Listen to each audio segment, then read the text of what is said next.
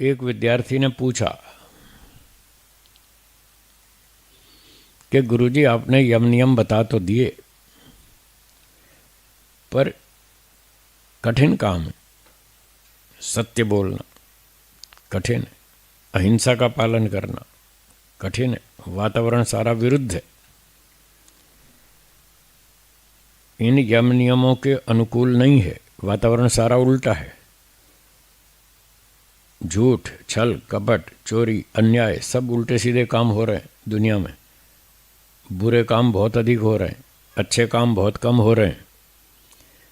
तो वातावरण में जब बुरे काम अधिक हो रहे हैं तो अधिक प्रभाव किसका पड़ेगा, बुरे कामों का या अच्छे का? बुरे का अधिक पड़ेगा। सारा माहौल ही ऐसा है, सब लोग ऐसे ही कर रहे हैं, तो बड़ी कठिनाई आती है।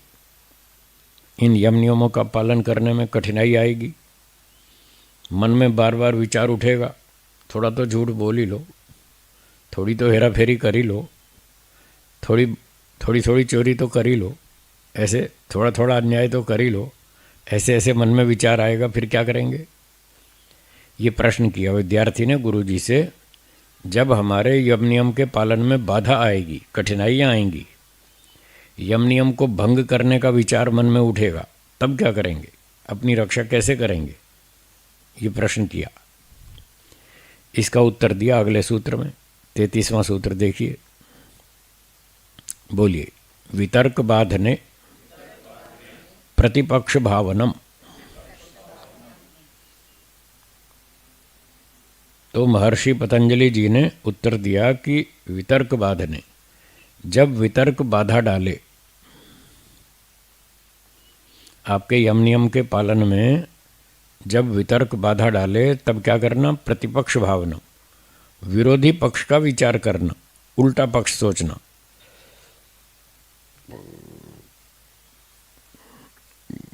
वितर्क क्या है वैसे अगले सूत्र में बताएंगे सूत्रकार। मैं संक्षेप से बताता हूँ। वितर्क का मतलब है जो यम नियमों के विरुद्ध आचरण है, उसका नाम है वितर्क। 5 यम हैं, अहिंसा, सत्य। अब जो इससे उल्टा आचरण है वो है वितर्क। अहिंसा से उल्टा हिंसा, सत्य से उल्टा असत्य। तो जब मन में ऐसा विचार उठेगा, आज थोड़ा तो अन्याय कर ही लें, थोड़ा तो झूठ बोल ही लें, थोड़ी सी चोरी तो कर ही लें, ये सब लोग रिश्वत लेते हैं, मैं कभी नहीं लेता, चलो आज तो ले ही लूँ, मैं थोड़ी तो मैं भी ले लूँ। तो इस तरह के जो विचार मन में आएंगे, इसका नाम है वितर्क। महर्षि पतंजलि जी कह रहे हैं कि जब ये वितर्क आपके व्यवहार में बाधा डाले, आपको रास्ते से भटकाए, गलत दिशा में ले जाना चाहे, उल्टी दिशा में ले जाना चाहे, तो क्या करना? प्रतिपक्ष भावना, उसका विरोध करना। उस विचार का मन में ही विरोध कर दीजिए, तो आप बच जाएंगे, वहीं ब्रेक लग जाएगी, आप गलत काम नहीं करेंगे और आपका यम नियम ठीक चलता रहेगा। यम नियम ठीक चलेगा तो आप सुखी रहेंगे, व्यवहार शुद्ध रहेगा, आपको बड़ा अच्छा आनंद आएगा जीवन में। इसलिए गलत काम नहीं करना। जब भी गलत विचार आए तुरंत उसका विरोध करें। मन में विचार आया, आज थोड़ा तो अन्याय कर ही लो, तो उसका तुरंत विरोध करें। नहीं नहीं, अन्याय नहीं करूँगा, हिंसा नहीं करूँगा। झूठ बोलने का विचार आए तो उसका विरोध करें। नहीं नहीं, झूठ नहीं बोलूँगा, चोरी नहीं करूँगा, ब्रह्मचर्य के विरुद्ध आचरण नहीं करूँगा, अपरिग्रह से उल्टा काम नहीं करूँगा, उसका विरोध करें। सभी यम नियमों के जो विरुद्ध आचरण आएंगे, 10 विचार आएंगे, यम और नियम 5 5 10। तो 10 कार्यों के विरुद्ध जब विचार आए तो सबका विरोध करें, सब उल्टे कामों का विरोध करें। तो इससे क्या होगा कि वो जो वितर्क है वो दब जाएगा, शांत हो जाएगा, आपको गलत काम में प्रेरित नहीं कर पाएगा और आपकी सुरक्षा हो जाएगी। इस तरह से करना चाहिए। तो क्यों विरोध करना चाहिए, वितर्क का विरोध क्यों करना चाहिए, इसका उत्तर अगले सूत्र में, इसको विस्तार से समझाएंगे। अगला सूत्र 34वां देखिए, बोलिए। वितर्का हिंसा आदयः कृत कारित अनुमोदिताः मृदु मध्य, लोभ छूट गया, हाँ, लोभ क्रोध मोहपूर्वकाः मृदु मध्य अधिमात्रा दुख अज्ञान अनंत फलाः इति प्रतिपक्ष भावनम। इस तरह से प्रतिपक्ष भावना करनी चाहिए। तो पहले बताया कि वितर्क का हिंसादय, वितर्क कौन कौन से हैं, हिंसा आदि आदि आदि वगैरह वगैरह, सब यमों के नियमों के उल्टे करते जाओ, वो सारे के सारे वितर्क हैं। हिंसा, असत्य, चोरी, व्यभिचार, परिग्रह, ये सारे वितर्क हैं। ऐसे ही नियमों का उल्टा कर देंगे तो ये 10 यम नियम के विरुद्ध कार्य सब वितर्क कहलाते हैं। अब ये वितर्क कैसे कैसे होते हैं, इनके वैरायटीज़ बताइए, इनके प्रकार बताएं कि ये वितर्क ऐसे ऐसे होते हैं। आगे शब्द है सूत्र में कृत। एक हिंसा का एक उदाहरण ले लेते हैं, हिंसा का, बाकी सब पर लागू हो जाएगा। एक उदाहरण लेते हैं, हिंसा। हिंसा करना, अन्याय करना है, मन से, वाणी से, शरीर से जो भी अन्याय करते हैं वो हिंसा। तो ये हिंसा कितने प्रकार की है? एक प्रकार बताया कृत, कृत हिंसा। कृत हिंसा का मतलब जो व्यक्ति स्वयं अपने हाथ से हिंसा करता है, प्राणियों को मारता है, मारपीट करता है, निर्दोष व्यक्तियों को सताता है, तो ये स्वयं अपने हाथ से की गई हिंसा, कृत हिंसा। दूसरी है कारित हिंसा।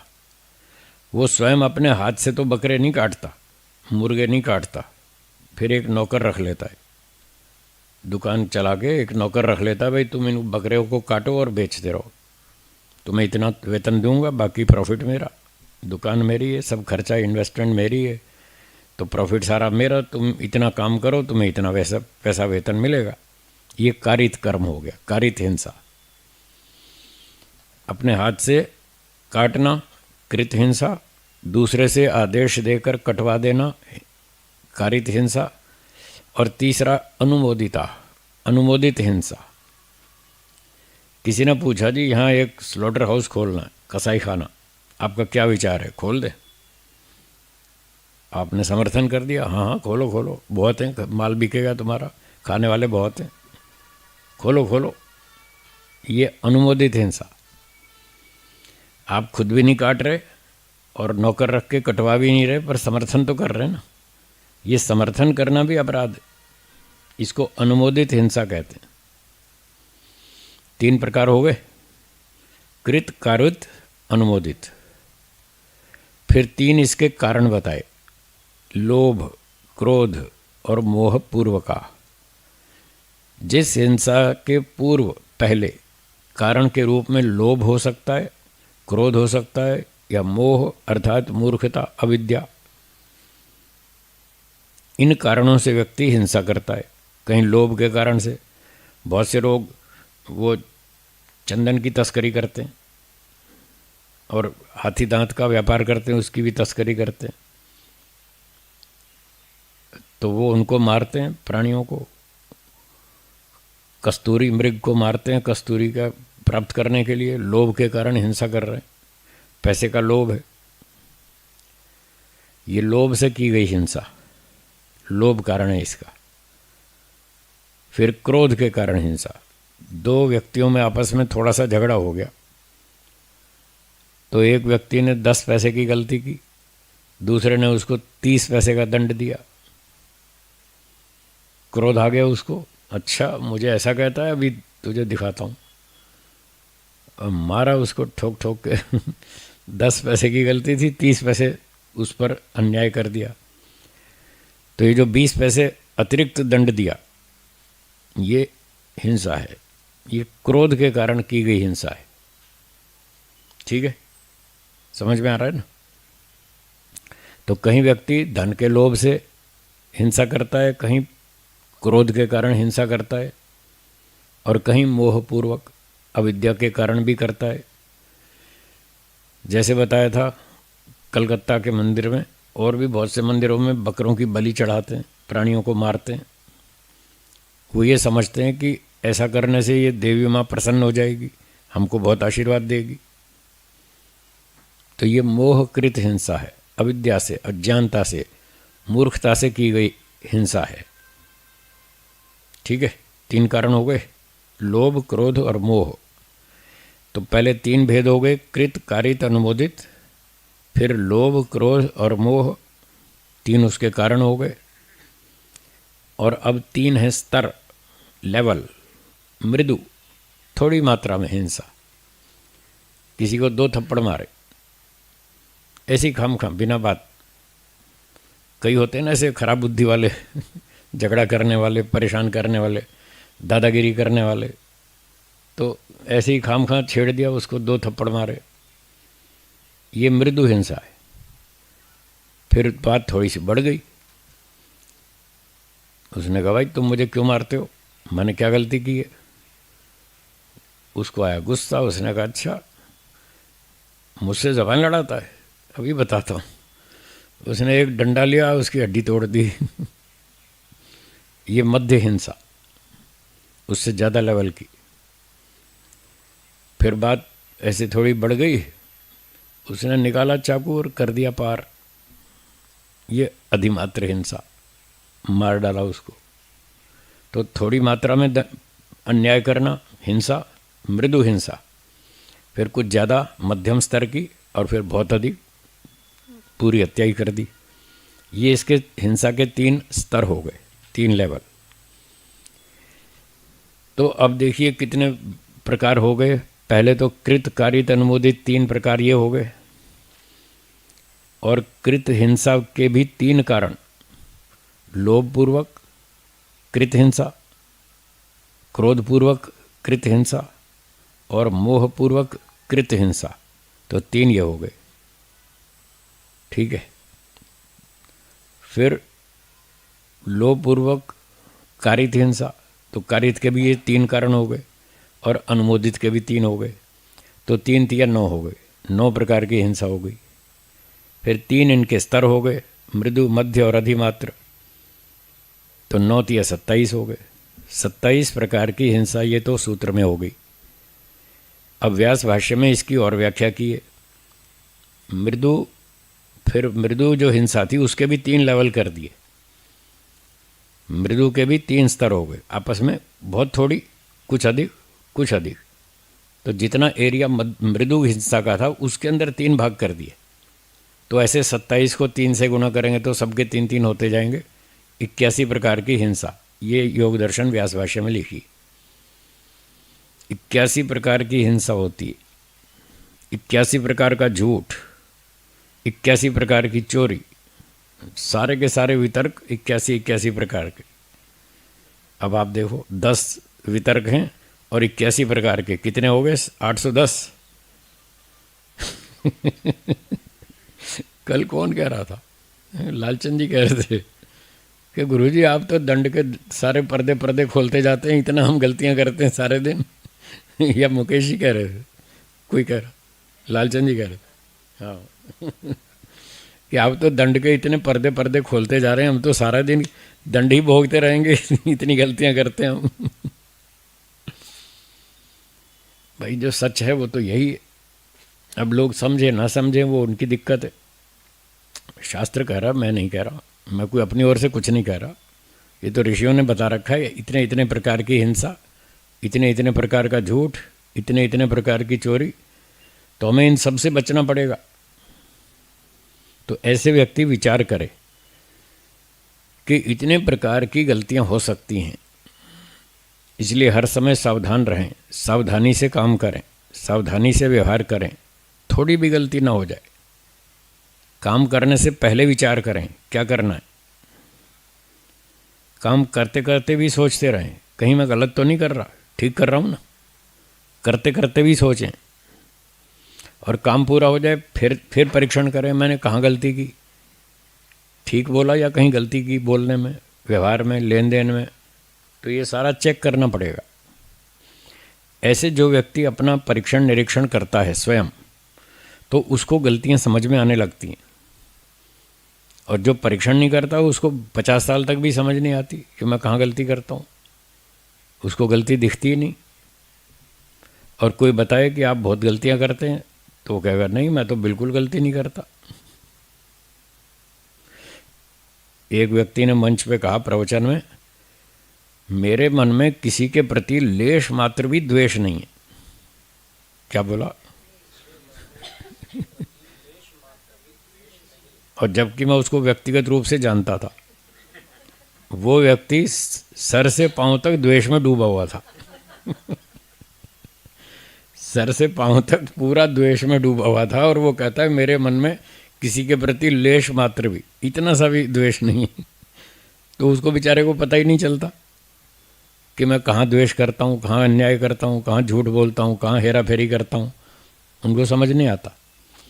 और जहाँ कहीं समझ भी आता है तो वो झूठ बोलते हैं, नहीं नहीं मैं तो बिल्कुल ठीक हूँ, मैं क्या करता हूँ, मैं तो कुछ नहीं करता, मैं कोई गलती नहीं करता।